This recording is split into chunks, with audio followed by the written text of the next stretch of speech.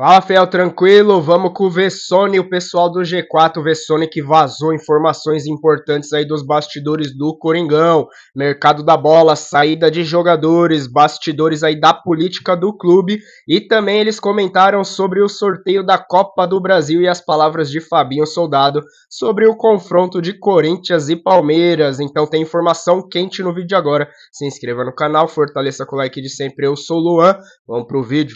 O Fabinho Soldado ele falou sobre contratações do Corinthians. Não é possível ter contratação. Negociação do Alex Santana, tá indo pro Grêmio, e o confronto com o Palmeiras na Copa do Brasil. Vamos ouvi-lo. A blindagem é confiança. Às vezes as pessoas perguntam, né, como é que você faz isso, como é que é uma blindagem no vestiário, como que o treinador consegue, o dirigente, é dia a dia. Precisamos ser realistas em relação a isso. Fizemos alguns movimentos ano passado, antecipando um pouquinho das nossas condições, em razão daquilo que eu falei, dos problemas que nós estávamos atravessando em 24. A dificuldade que foi fazer o Campeonato Brasileiro. Então, naquele momento, fizemos algumas ações que certamente comprometeram um pouco esse ano. É entender melhor agora com a parte financeira. Nós temos uma conversa, acredito que ainda essa semana, para alinhar, para ver. E sobre o Alex, para que chegue, precisa ter alguns movimentos de saídas.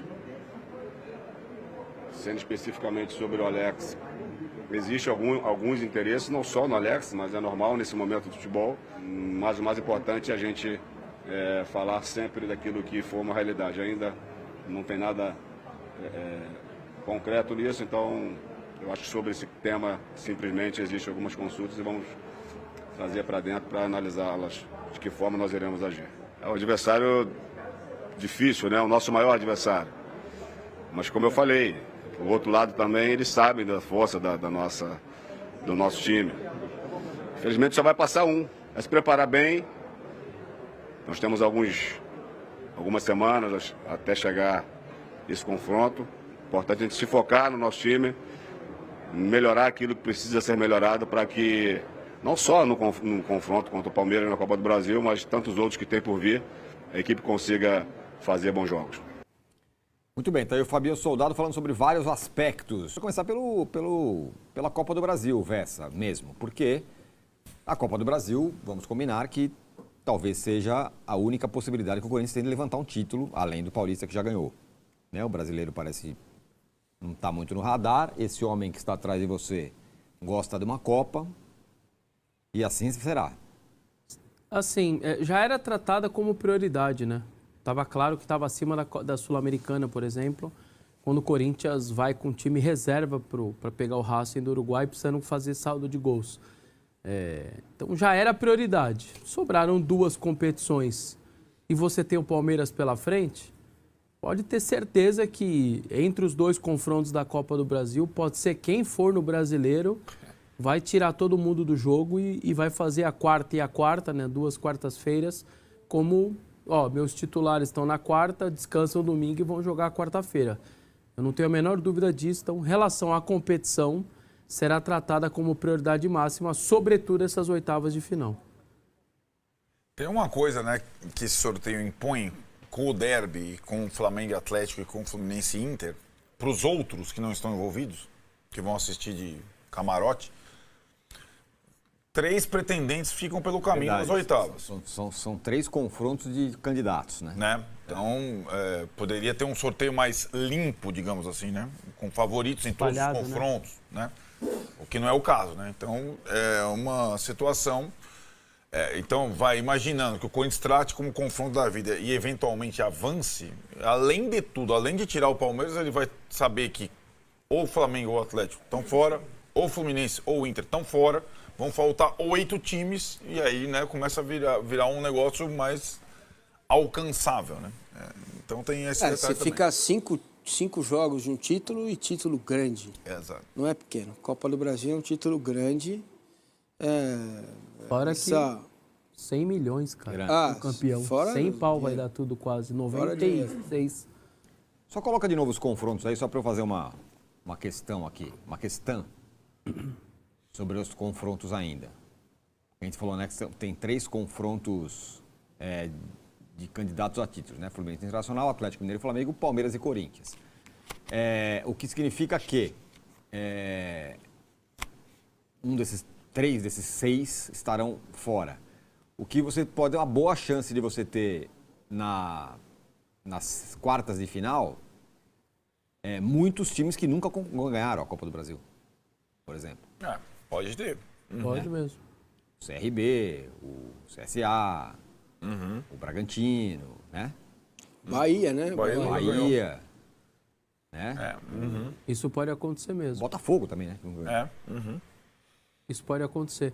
Lembrando que para o Corinthians 22 finalista, 23 semifinal, 24 semifinal. Então, os últimos 3 anos de Copa do Brasil foram fortes do Corinthians, ficou a um pênalti de ser campeão, e nos outros 2 anos caiu para aquele que seria o campeão, né? 23 cai para o São Paulo, que termina campeão, 24 cai para o Flamengo na semifinal, que seria campeão. Você preferiria São Paulo ou Palmeiras? O que você escolheria? O São Paulo. Pelo atual momento São Paulo, pelo histórico entre os 2 clubes de mata-mata, sem dúvida nenhuma São Paulo. Acho que o Palmeiras vai ser mais desgastante em todos os sentidos, assim. Até por vir agora... A sequela é maior eu do acho. que é com o São Paulo? Eu acho, sinceramente, eu acho, porque que minimize um pouco o fato de ter vencido o Paulista. Imagina para o palmeirense, por exemplo, perder as 2, como você disse, os 2 mata-matas do ano. E não tem nem como devolver, né? Porque o Corinthians não está na Copa Libertadores. Então, seria realmente para o Palmeiras ruim. Repito a pergunta para vocês. E o palmeirense? Preferia pegar o São Paulo ou o Corinthians? Eu acho que é o Corinthians. Para ter a chance de devolver. Pelas circunstâncias, para ter a chance, né? E acho que é mais basicamente por isso, né? Com o São Paulo a disputa é muito raivosa, sabe? É muito visceral. E o São Paulo encaixa, parece bem com o Palmeiras, né? Tanto que foi ganhar na última bola. Nem essa é outra... Nem estou pensando na parte esportiva, estou pensando na parte institucional, sabe? Esse lugar que o Palmeiras ocupou, que era do São Paulo, e que o São Paulo está remando para voltar, enfim. Eu acho que 2 corpos gigantes não ocupam o mesmo espaço. Vai ter que... Um vai ficar sempre um pouquinho à frente, um pouquinho atrás, né? E tem uma disputa muito raivosa, né? Tem essa coisa dos jogadores do São Paulo que se machucam lá no sintético, tem os português de M. A coisa com o São Paulo é muito mais bélica, e para mim, institucionalmente, do que com o Corinthians. E lembrando que os 2 estão no caminho, a coisa da Libertadores, né? O caminho dos 2 se encontra. A coisa com o Corinthians é mais da arquibancada, entendeu? Pé de galinha, cabeça de porco, não sei o quê, a rivalidade e tal. Com o São Paulo, não. Eu sinto que com o São Paulo é mais institucional. É mais institucional. Ela é mais... eu não gosto de usar esse termo, né? Eu ia usar odiosa, mas ela é mais raivosa, ela é mais irritadiça, entendeu? O Corinthians, a derrota, depois que passa, acalma. Com o São Paulo, quando vence... isso marca muito mais do que com o Corinthians, na minha concepção. Muita gente vai dizer que não, que é o contrário. Eu estou falando em termos institucionais. Esportivamente, é óbvio que Palmeiras e Corinthians, para mim, é a maior rivalidade. Tal. Existe essa coisa histórica do futebol paulista e brasileiro. Mas é uma diferença que eu faço. Diferença. Agora, Mas acho que nesse ano, em relação aos 2, o Palmeiras tem muito mais a perder, né? Então, é a pergunta que eu ia fazer. Até por conta A da final vai cantar mais forte para quem? Até por conta da final do Paulista. Não digo perder o seguinte, se ele for eliminado pelo Corinthians, já a Libertadores, a semana seguinte, vira obrigação e o Brasileiro idem, né? Ele vai ter perdido 2 para o Corinthians, vai ter prolongado essa situação e vai ficar mais... E dá a sensação de ajudar, salvar o Corinthians. Exato. E vem acontecendo nos últimos... Por isso mais a perder, né, nesse aspecto. Mas o que ele está dizendo salvar é que nos últimos jogos todos, em vários momentos, se você puxar... Então, por exemplo, o jogo da cabeça de porco, o Corinthians era quase time da rebaixamento ali. Aí aquilo impulsiona o Corinthians a vir na sequência de jogos e ganhar. Então, vários momentos recentes do clube, o Palmeiras rateou ali para o Corinthians e o Corinthians avançou, passou de fase, saiu do lado de baixo. Então, isso tem esse efeito aí também que os torcedores sempre lembram. Então, a corneta soará mais forte, nesse caso... É que você viu que o Mancini elencou 5 pontos, que transformam o Palmeiras num time mais forte que o Corinthians hoje, num clube mais forte. E se não der certo nesses 5 pontos... Então, a partir do momento que você tem esse cenário favorável para um dos dois, o esperado é o Palmeiras avançar, né? Num clássico que está desequilibrado dessa forma, analisando fora, né? Por cima. Não pega um Corinthians. Por isso tem mais a perder. Pega o rubro-negro, pega o torcedor do Fluminense. A hora que ele olha esse confronto e fala, não, o Palmeiras vai passar. Tira os dois.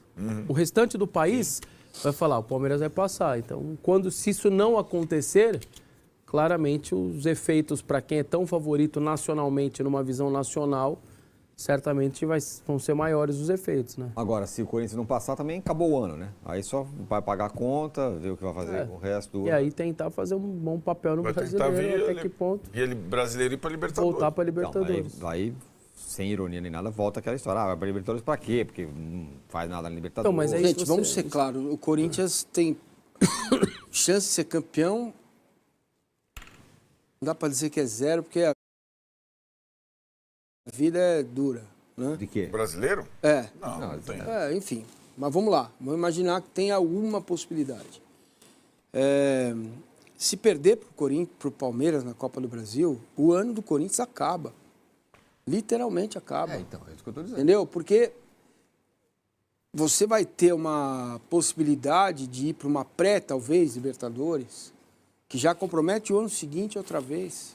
Um monte de jogo no início. A única coisa que eu ainda tenho que esperar de verdade é a janela. Porque o Corinthians pode ser até pior. Pode ser melhor? Pode, mas pode ficar pior também. Então. De verdade. Então, estou falando hoje. Né? É difícil falar sem essa danada dessa janela fechar e acalmar um pouquinho ali em termos de saída e chegada. Porque o Corinthians... Não vai fechar. Tem janela antes do Mundial e depois. Não, já está até rolando, né? Então, essa já está aberta. Isso. Mas eu digo o seguinte, por que eu estou falando isso? Porque por causa do ano passado.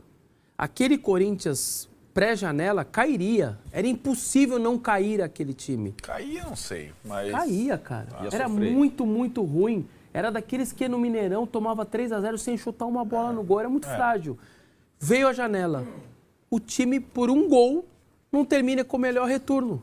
Ele termina em segundo melhor, faz o segundo melhor retorno, fica um gol do Botafogo, porque o Jandrei perdeu a bola. O Corinthians teria sido campeão do retorno com aquela janela. Então ela muda muito, cara. Ela pode mudar muito. Mas essa janela não vai se repetir, né? Não. Isso Seja qual for o presidente. Nesse nível não vai. Nunca se sabe. Não, acho que não vai. o Fabinho falou aí. Vamos ver. Não, vai trazer, eu acho. Principalmente o atacante de lado. Não tem nenhum. É o único elenco do país que não tem um cara de velocidade no seu ataque. 1-0. Não tem ninguém. Então um outro vai chegar. Mas e o Yuri? Não vai... E se o Yuri fica? E o Garro? E o Memphis? Não dá pra saber, Não, o Memphis cara. não vai sair, vai.